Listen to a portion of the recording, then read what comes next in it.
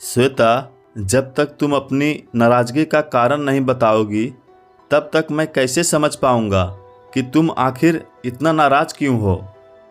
सुनील ने श्वेता से एकदम पास जाकर पूछा, क्योंकि वो जब से दुकान से लौटकर आया था तब से महसूस कर रहा था कि श्वेता हर सामान को उसको पटक पटक कर पकड़ा रही थी और सीधे मुंह बात भी नहीं कर रही थी।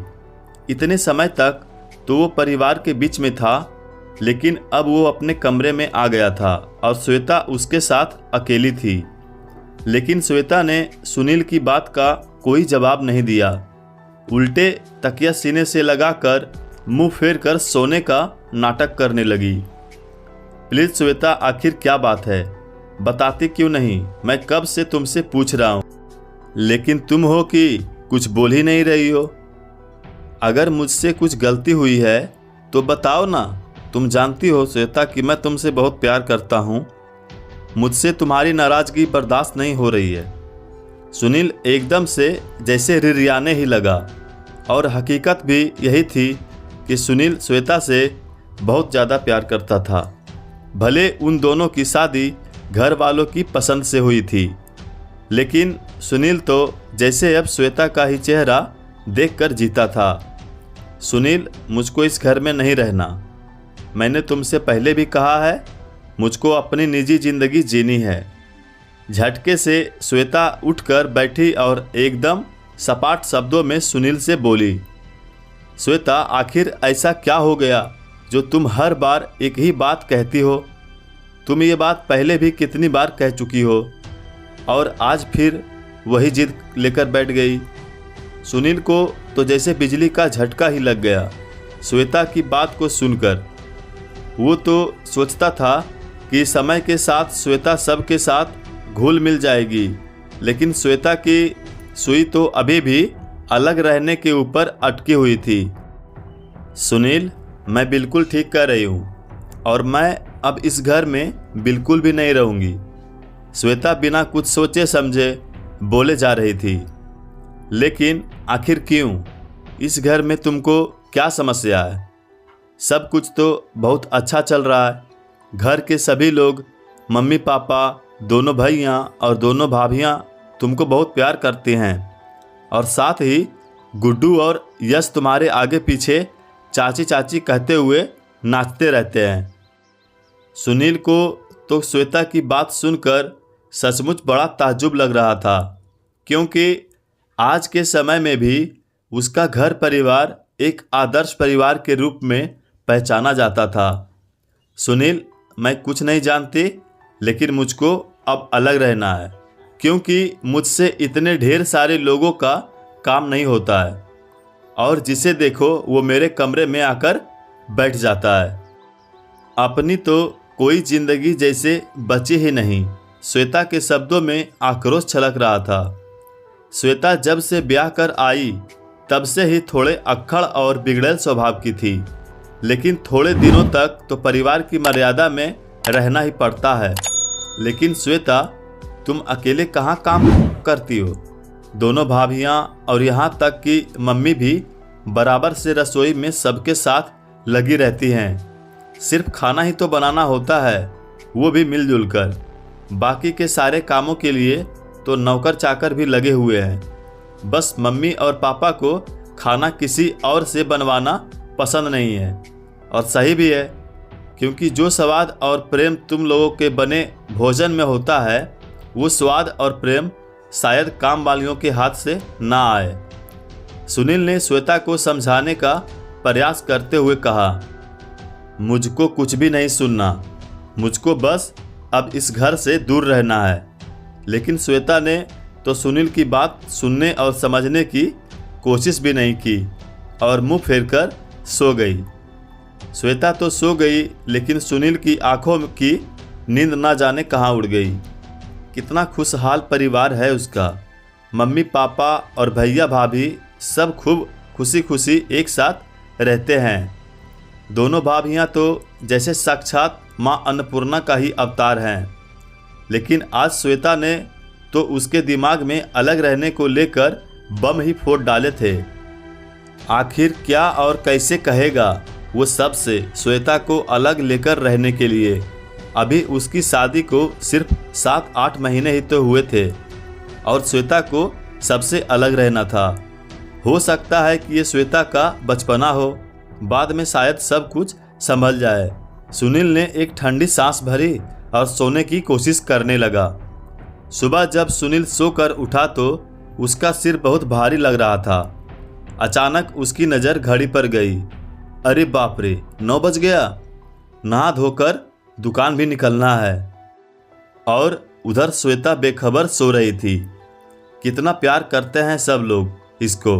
मम्मी ने कभी इससे जल्दी उठने तक के लिए नहीं कहा, लेकिन इसको तो बस अलग रहने की ही धुन सवार है। ये सोचते हुए सुनील दुकान जाने के लिए तैयार होने लगा, क्योंकि उन लोगों की एक प्रतिष्ठित और काफ़ी बड़ी दुकान थी और इसी वजह से चलती भी खूब थी। तो तीनों भाई और पापा एक साथ बैठते थे। सुनील तैयार होकर दुकान निकल गया, लेकिन उस दिन ना तो श्वेता ने और दिनों की तरह सुनील से फ़ोन पर बात की, और जब सुनील ने फ़ोन किया तो उसने रिसीव भी नहीं किया। सुनील बेटा, क्या तुम्हारे और श्वेता के बीच कुछ अनबन हुई है? आज दिन भर श्वेता बिल्कुल अनमनी सी बनी रही और कुछ ढंग से खाया पिया भी नहीं। आखिर रात को सुनैना देवी ने सुनील से पूछ ही लिया। नहीं मम्मी, ऐसी कोई बात नहीं, सुनील ने बात को टालने के उद्देश्य से कहा। हालांकि वो बहुत परेशान था और अपनी मम्मी से अपने दिल की बात करना चाहता था, लेकिन कुछ समझ में नहीं आ रहा था कि वो क्या बात करे और कैसे कह दे वो अपनी मम्मी से कि उसकी पत्नी अलग रहने की जिद कर रही है। नहीं बेटा, कोई तो बात ज़रूर है, क्योंकि मेरी अनुभवी आंखों से धोखा नहीं हो सकता। सुनैना देवी ने सुनील के सर पर हाथ फिराते हुए कहा। मम्मी, श्वेता इस घर से अलग रहना चाहती है।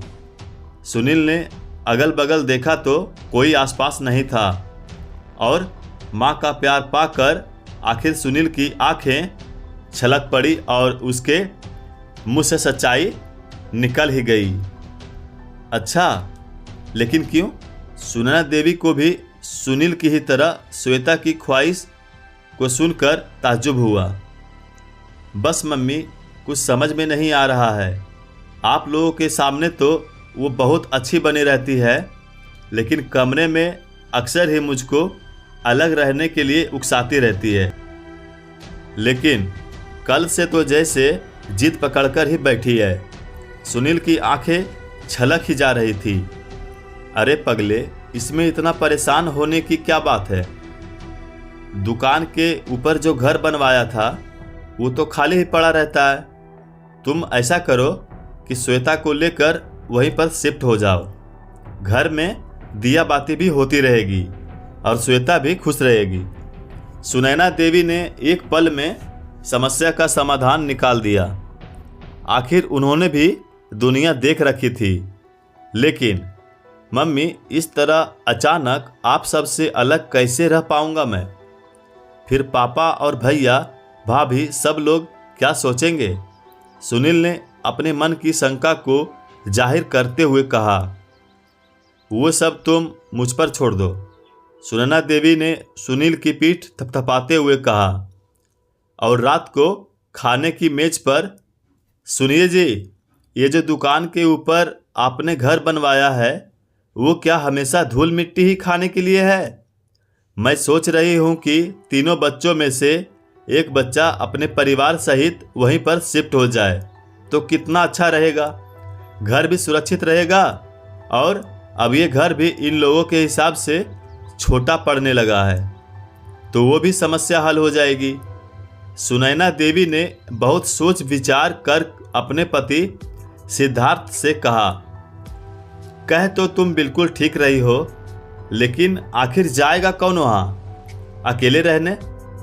सिद्धार्थ ने तीनों बेटों की तरफ निगाह घुमाते हुए कहा और तीनों ही बेटों ने ना की मुद्रा में सिर हिला दिया।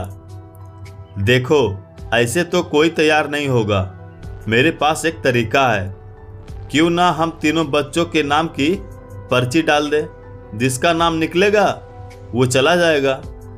सुनैना देवी का दिमाग बहुत तेजी से चल रहा था, क्योंकि उनका दिमाग सचमुच में बहुत तेज था और वो अपने परिवार में किसी की भी वजह से दरार नहीं पड़ने देना चाहती थी। चलो ये ठीक है, सबने सहमति जताई। आखिर पर्ची पर सुनील और श्वेता का नाम निकला, क्योंकि ये सब तो सुनैना देवी की चाल थी। खैर, अब तो श्वेता बहुत ही ज़्यादा खुश हो गई और बहुत जल्दी सुनील के साथ उस घर में शिफ्ट भी हो गई। लेकिन सुनील, आखिर ये सब संभव कैसे हुआ? श्वेता तो समझ ही नहीं पा रही थी कि आखिर इतनी आसानी से उसको अलग रहने की इजाज़त कैसे मिल गई। अब सुनील ने सारी बात बताई कि कैसे मम्मी ने ये सब किया और कैसे तीनों ही पर्ची पर उसका ही नाम लिख दिया और किसी को भी जरा सा भी शक नहीं होने दिया। लेकिन ये क्या, थोड़े दिन तो बहुत हंसी खुशी गुजरे श्वेता के, लेकिन अब तो श्वेता अकेलेपन की वजह से परेशान रहने लगी, क्योंकि सुनील दुकान से सीधे घर चला जाता और फिर अक्सर वहीं से खाना खाकर ही लौटता। और जब श्वेता उसको टोकती तो वो यही कहता, श्वेता, परिवार से अलग तुम रहना चाहती थी, मैं नहीं, इसलिए मैं अपनी खुशियों को नहीं खो सकता। तुम आराम से अकेले अपने लिए जो मन हो बनाओ, जो मन हो खाओ, तुम्हारे लिए किसी भी प्रकार की कोई कमी नहीं रहेगी। अब तो श्वेता याद करती कि कैसे घर में सब लोग एक साथ बैठकर हंसते मुस्कुराते हुए खाते पीते थे। दिन भर घर में एक चहल पहल सी रहती थी। जरा सा भी परेशान होती तो सास जिठानी आकर सिर दबाने लगते थे। झूठ में ही मुंह से कुछ निकल जाए कि ये खाना है, तुरंत सास जिठानी बनाने में जुट जाती थी। लेकिन अब पछताने से कोई फायदा नहीं, क्योंकि उसने खुद अपने हाथों से अपनी खुशियों का गला घोट दिया था। और अब वो सुनील के घर वापस जाने के लिए कहे भी तो किस मुंह से, क्योंकि वो खुद जिद करके ही अलग हुई थी। आखिर उसने भी अपनी सास की शरण पकड़ने में भलाई समझी। मम्मी जी, आप दोनों भाभियां में से कोई भी भाभी को वहां रहने के लिए भेज दीजिए, लेकिन मैं वहां पर नहीं रहूंगी। श्वेता ने एक दिन घर आकर अपना फैसला सुना दिया। लेकिन क्यों, आराम से तो वहां रह रही हो तुम, फिर क्या दिक्कत है? सुनैना देवी ने आश्चर्य से पूछा। नहीं मम्मी जी, मुझको वहां अकेले नहीं बल्कि आप सभी लोगों के साथ रहना है। मैंने इतने दिनों में बहुत अच्छी तरह से जान लिया है कि जो आनंद और प्यार सबके साथ रहने में है वो अकेले रहने में नहीं। और फिर सुनील भी यहाँ बैठे रहते हैं, अब मैं वहाँ पर बिल्कुल भी नहीं जाऊँगी। श्वेता हठी स्वर में बोली। लेकिन यहाँ तो सबके साथ काम भी करना पड़ेगा और तुम्हारी प्राइवेसी भी नहीं बचेगी, सुनैना देवी ने छेड़ते हुए कहा। मुझको सब मंजूर है, लेकिन अब मैं आप सबसे दूर नहीं रह सकती। श्वेता रोते हुए सुनैना देवी से लिपट गई। चलो भाई, तुम जहाँ चाहो वहाँ रह सकती हो, लेकिन एक बात याद रखना, जो प्यार दुलार और सुख अपनों के साथ रहने में है, अलग रहने में बिल्कुल भी नहीं। सुनैना देवी ने अपने कलेजे से लगाए ही श्वेता से कहा। जी मम्मी जी, मुझसे ज़्यादा बेहतर ये भला अब कौन समझ सकता है। और शाम को ही श्वेता का सारा सामान वापस फिर से पुराने घर में आ गया। और सबसे ज़्यादा खुश था सुनील, जिसको अपने परिवार के साथ रहने का सौभाग्य फिर से प्राप्त हो गया था। दोस्तों, जिस घर में परिवार चलाने वाले समझदार और सरल स्वभाव के लोग रहते हैं, चाहे वो माँ हो या पिताजी, उस घर को काफ़ी हद तक बिखरने नहीं देते हैं। अपनी सूझबूझ से लंबे समय तक सबको समेट कर रखते हैं। इस कहानी के बारे में आप सबकी क्या राय है, हमें कमेंट बॉक्स में बताएं। और यदि चैनल पर पहली बार आए हैं तो हमारे चैनल को सब्सक्राइब जरूर करें। धन्यवाद।